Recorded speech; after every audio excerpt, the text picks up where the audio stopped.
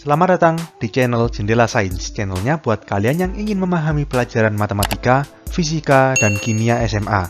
Di video ini kita akan membahas larutan asam basa, part yang keempat, yaitu lanjutan contoh soal dari penentuan pH larutan asam.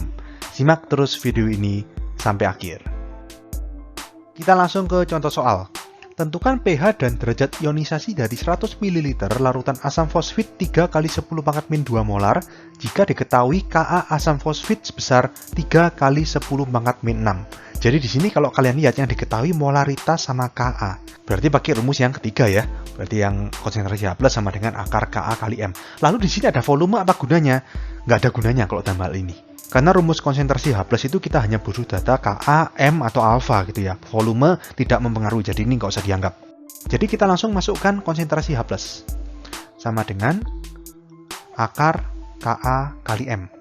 Berarti sama dengan akar Ka-nya 3 kali 10⁻⁻⁶. Molaritasnya 3 kali 10⁻⁻². Kalau kalian hitung, ini hasilnya angka kali sama angka ya. Berarti 3 kali 3, 9. 10⁻⁻⁶ kali 10⁻⁻², 10⁻⁻8. Kita akar, berarti angkanya diakar, berarti 3. 10⁻⁸ diakar 10⁻⁴. Jadi kita dapatkan konsentrasi H+-nya 3 kali 10⁻⁴ molar. Setelah kita dapatkan konsentrasi H+, kita masukkan pH. pH sama dengan min log konsentrasi H+. Berarti sama dengan min log 3 kali 10⁻⁴. Masih ingat pakai cara cepat ya. Kalau misalkan A kali 10⁻⁻n, maka pH-nya adalah n min log A. Berarti n-nya 4, A-nya 3. Artinya di sini pH-nya langsung kita dapatkan sebesar 4 min log 3. Oke. Berikutnya kita cari derajat ionisasi atau alfa. Nah, alfa ini bisa dengan rumus konsentrasi H+ sama dengan alfa kali M, atau bisa juga alfa sama dengan akar Ka per M, gitu ya. Tetapi karena di sini konsentrasi H+-nya sudah tahu, berarti kita mending pakai rumus yang pertama biar nggak ada akar-akarnya, lebih mudah. Jadi kita pakai konsentrasi H+ sama dengan alfa kali M. Konsentrasi H+-nya kita masukkan 3 kali 10⁻⁴ sama dengan alfa kali M-nya 3 kali 10⁻⁻². Oke, 3-nya dicoret.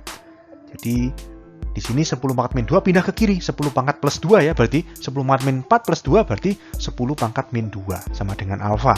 Atau kalau kita jadikan desimal, berarti alfanya adalah 0,01. Atau bisa juga kadang dijadikan persen kali 100%, atau sama dengan 1%. Jadi sama aja, alfa bisa dinyatakan dalam desimal, persen, maupun pakai pecahan juga boleh, 1/100 gitu. Ngerti ya? Kita ke contoh soal berikutnya.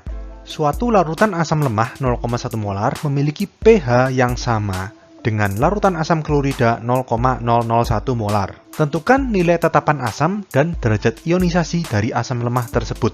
Jadi di sini kita disuruh menentukan nilai tetapan asam itu Ka ya, dan derajat ionisasi berarti alfa dari asam lemah itu. Di sini ada dua macam asam kalau kalian lihat. Yang pertama, larutan asam lemah ini 0,1 molar, pH-nya sama dengan larutan asam klorida. Kita tahu asam klorida HCl ya, itu termasuk dalam asam kuat.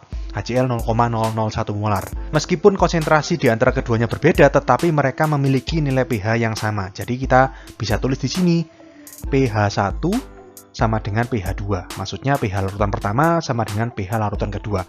Karena pH-nya sama, berarti konsentrasi H+-nya sama. Berarti kita bisa tulis konsentrasi H+ yang pertama sama dengan konsentrasi H+ yang kedua. Gitu kan? Konsentrasi H+ kita masukkan rumus apa? Kita boleh pakai alfa kali M, boleh pakai akar Ka kali M ya. Misalkan kita pakai yang alfa kali M. Berarti di sini konsentrasi H+1 ini kan punyanya asam lemah ya. Kita pakai rumusnya asam lemah, alfa kali M, M-nya M1 berarti. Sama dengan, nah, konsentrasi H+ yang kedua ini punyanya asam kuat. Jadi kita harus pakai rumusnya asam kuat, yaitu M dikali valensi. M-nya dalam hal ini kita sebut M2 gitu ya. Nah, kita masukkan. Berarti alfanya dicari ya. M1-nya molaritasnya asam lemah, berarti 0,1, sama dengan M2 molaritasnya asam klorida, berarti 0,001. Valensinya asam klorida kan kita tahu nih HCl ya. HCl kan kalau terurai menjadi H+ sama Cl-, berarti valensi asamnya adalah 1. Oke, berarti di sini kita dapatkan alfa sama dengan 0,001 dibagi 0,1. Dibagi 0,1 itu kan artinya dikali 10 ya. Berarti alfanya adalah 0,01. Oke, Alfa sudah tahu, berikutnya kita cari Ka. Nah, di sini Ka kita pakai rumus yang alfa sama dengan akar Ka per M ya, karena konsentrasi halbesnya nggak tahu di sini. Jadi di sini kita buat alfa sama dengan akar Ka per M. M-nya M apa? M1, karena ini kan punyanya asam lemah ya. Alfanya kita masukkan 0,01 sama dengan akar Ka-nya nggak tahu. M1-nya 0,1. Lalu kita kuadratkan kedua ruas. Di sini 0,01 kan 10 pangkat min 2 ya. Kalau dikuadratkan kita pakai bentuk baku aja, jadi 10 pangkat min 4. Sama dengan Ka per 0,1 kita jadikan bentuk baku juga menjadi 10 pangkat min 1. Kita kalikan ke kiri, berarti Ka-nya sama dengan 10 pangkat min 4 kali 10 pangkat min 1, berarti 10 pangkat min 5. Oke? Jadi kita dapatkan tetapan asam dari asam lemah ini adalah 10 pangkat min 5 dan derajat ionisasinya adalah 0,01 atau 1/100 atau 1% gitu ya. Soal berikutnya, sebanyak 10 ml larutan asam sulfat memiliki pH 1- log 2. Bagaimana cara untuk mengubah pH larutan tersebut menjadi 3- log 2? Nah, di sini kalau kalian lihat, larutannya sama-sama asam sulfat, tapi yang pertama pH-nya sekian. Terus larutan ini diubah menjadi 3- log 2, berarti pH-nya naik, kekuatan asamnya berkurang. Berarti logikanya sama-sama asam sulfat, tetapi ini ada peristiwa pengenceran. Ngerti logikanya di situ ya. Kita cari dulu konsentrasi H+ dan molaritas asam sulfat masing-masing. Jadi yang pertama kita tulis misalkan di sini pH 1 ya. pH 1-nya 1- log 2. Kalau 1- log 2 maka kita bisa cari konsentrasi H+. Konsentrasi H+1 berarti masih ingat, kalau pH-nya itu N- log A, konsentrasi H+-nya A kali 10 pangkat min N. Berarti di sini A-nya kan 2 ya. 2 kali 10 pangkat min 1 atau 0,2 molar. Oke, dari konsentrasi H+ kita cari molaritas. Jadi ini seperti berjalan mundur gitu ya. Biasanya kan dikasih tahu molaritas, kemudian kita cari konsentrasi H+, baru kita cari pH. Ini kebalikannya. Jadi di sini kita cari molaritas ya, berarti konsentrasi H+ yang pertama sama dengan molaritas yang pertama dikali valensi ya. 0,2 sama dengan M1 dikali valensinya di sini asam sulfat. Asam sulfat itu kita tahu H2SO4. Berarti valensinya 2. Jadi M1 sama dengan 0,1 molar gitu ya. Lalu kita cari di larutan yang kedua. pH2 sama dengan 3- log 2. Kalau pH-nya 3- log 2 berarti konsentrasi H+ yang kedua ini sama dengan 2 kali 10 pangkat min 3 gitu ya, molar. Kemudian sama kita cari M2, molaritas asam sulfat yang kedua, konsentrasi H+2 sama dengan M2 dikali valensi. Berarti 2 kali 10 pangkat min 3 sama dengan M2 dikali valensinya 2. 2-nya bisa dicoret, berarti di sini kita dapatkan M2 sama dengan 10 pangkat min 3 molar. Kelihatan ya, larutan yang 2 ini lebih encer, molaritasnya lebih kecil dibandingkan molaritas larutan pertama. Jadi di sini peristiwanya adalah pengenceran. Masih ingat rumusnya pengenceran gimana? Rumusnya pengenceran adalah M1P1 sama dengan M2V2. M1 itu molaritas zat sebelum diencerkan, V1 volume zat sebelum diencerkan. M2 molaritas zat setelah diencerkan, V2 itu volume zat setelah diencerkan. Jadi di sini M1 kita masukkan yang ini 0,1 yang belum diencerkan. V1 itu ini kan 10 mili larutan asam sulfat pH ini. Berarti 10 mili ini adalah V1 yang belum diencerkan. Nah, kalau misalkan pengenceran volumenya nggak usah diubah jadi liter. Dalam mililiter nggak apa-apa, asalkan nanti konsisten. V2-nya juga dalam mililiter. Jadi di sini kita masukkan M1-nya 0,1, V1-nya 10, M2-nya 10 pangkat min 3, V2-nya dicari.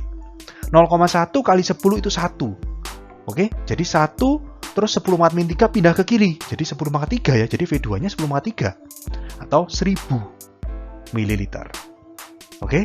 Jadi kesimpulannya gimana? Gimana caranya mengubah pH larutan menjadi 3- log 2? Berarti harus diencerkan.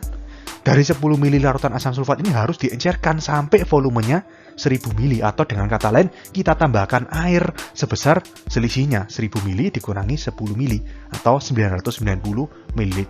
Jadi di sini kita jawab ya. Berarti 10 mili larutan diencerkan hingga volumenya menjadi 1000 ml. Nah, gini ya. Contoh soal berikutnya. sebanyak 200 ml larutan HNO3 0,1 molar dicampur dengan 300 ml larutan H2SO4 0,3 molar. Tentukan pH larutan sebelum dan sesudah dicampurkan. Jadi di sini kalau tadi soal yang sebelumnya kan pengenceran ya, kalau ini pencampuran dari dua jenis asam yang berbeda. Tapi kalau kalian lihat di sini asamnya sama-sama asam kuat ya. HNO3 ini asam nitrat, asam kuat. H2SO4 ini asam sulfat, asam kuat juga. Oke, tapi sebelum mencampur, kita cari dulu pH larutan sebelum dicampur. Jadi pH-nya HNO3 ini berapa, pH-nya H2SO4 ini berapa. Oke, jadi kita tulis di sini sebelum dicampur. Sebelum dicampur, HNO3 itu molaritasnya kan 0,1 molar. Jadi di sini kalau sebelum dicampur, volume nggak ngaruh ya, 200 ml itu nggak kepake. Kita langsung cari konsentrasi H+. Konsentrasi H+, kita sebut konsentrasi H+ pertama ya, nanti yang kedua itu maksudnya yang H2SO4. Jadi konsentrasi H+1 sama dengan M1 dikali valensi, valensinya juga valensi 1, karena nanti valensinya beda HNO3 sama H2SO4. Jadi di sini 0,1 ya, valensinya HNO3 itu kan H+ sama NO3-, berarti 1. Berarti 0,1 molar. Langsung kita hitung pH-nya. Berarti pH 1, pH larutan HNO3 ya maksudnya ya. Berarti kalau misalkan konsentrasi H+-nya 0,1 molar atau 10⁻⁻⁴, berarti pH-nya 1. Oke? Kita ke larutan yang kedua, yaitu H2SO4. Sama, karena ini asam kuat, berarti konsentrasi H+2 sama dengan M2 kali valensi 2. M-nya di situ H2SO4 0,3. Valensinya H2SO4 itu 2 ya, karena kan 2H+ plus SO4 2-. Berarti 0,6 molar. 0,6 itu kan 6 kali 10⁻⁻⁴ ya. Berarti kalau pH-nya, pH2 sama dengan 1 min log 6. Oke, kita dapatkan pH larutan sebelum dicampurkan, pH larutan masing-masing. Nah, kemudian kita cari pH larutan sesudah dicampurkan. Rumusnya adalah kita modifikasi dari rumus molaritas untuk pencampuran. Kalian masih ingat rumusnya pencampuran? M sama dengan M1 V1 plus M2 V2 per V1 plus V2, gitu kan? Nah, di sini M1 dan M2-nya jangan dimasukkan M1 dan M2, tapi kita modifikasi. Ya, kita modifikasi menjadi konsentrasi H+. Jadi rumusnya saya modifikasi ya, menjadi konsentrasi H+, sama dengan konsentrasi H+1 V1 plus konsentrasi H+2 V2 per V1 plus V2. Oke, gitu ya.